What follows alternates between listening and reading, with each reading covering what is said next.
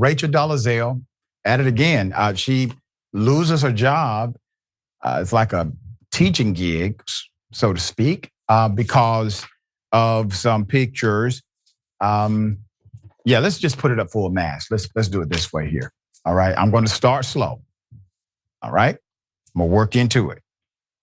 Rachel Dolezal loses her teaching job over erotic videos. Now, she goes by, I think it's Nkechi Diallo or something like that.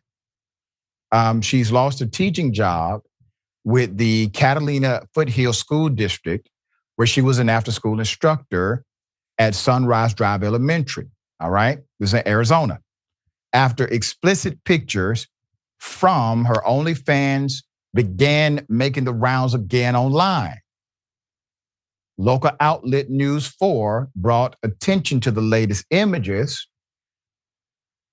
Tuesday night. It is unclear if the photos were shared by her or if someone else to sites like Reddit, etc. So Julie Fairberry, the district's director of alumni and community relations, said Wednesday in an email to the local news, quote, "We only learned of Miss Nkechi Diallo's OnlyFans social media post yesterday afternoon.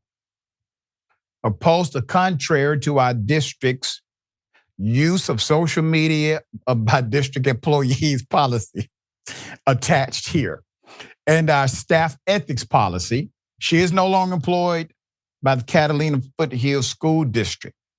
And when we were going over this story this morning in the production meeting, I told one of my producers, I asked, I said, "Didn't we find the pictures last year?" He was like, "Yeah, we did." I said, "So how is it that they just found them this week?"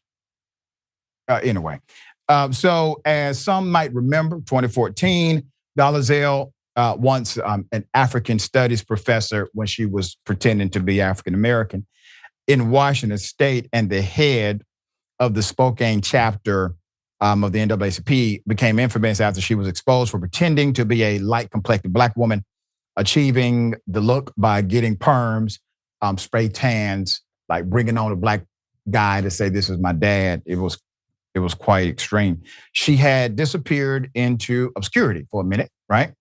And after changing her name in 2017, she began to teach for Catalina Foothills Unified District in August 2023.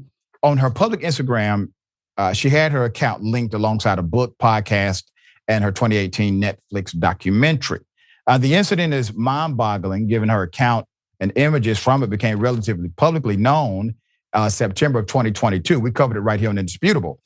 And other outlets covered it as well, of her being on the sexy subscription site after photos leaked online back then.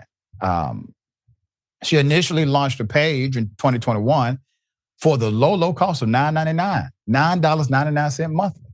All right, she's not robbing anybody.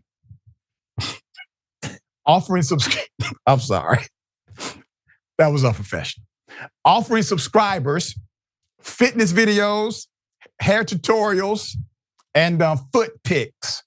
All right. So, I gotta say it. Mr. Mayor, I'm going to make a proposition to the Black delegation.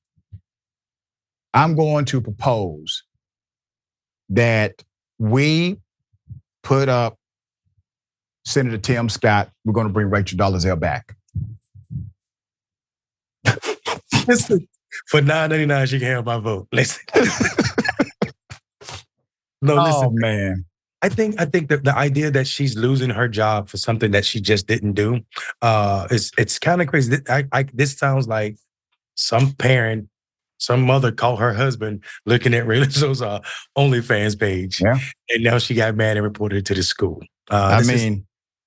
We don't want anybody losing their job for earning extra income, because we know teachers are underpaid for sure, especially out west where it's extremely expensive to live. This is a sad situation. I do know a lot of other real Black people that do more disservice to our community. So we can start there. And Tim Scott happens to be one of them. Yeah, I agree 100%. And I'm gonna say this, that you're right. She didn't do like something new. Obviously, there's a procedure that the school should have engaged in if they did not want her employed there. And while I don't like what she did because she actually took away opportunity from an actual Black person and money from actual Black people by qualifying for these scholarships that were meant for Black folk, I don't want the person to not be able to work. Like there are some people that have done way more extreme things against the race that have actual jobs and work every day.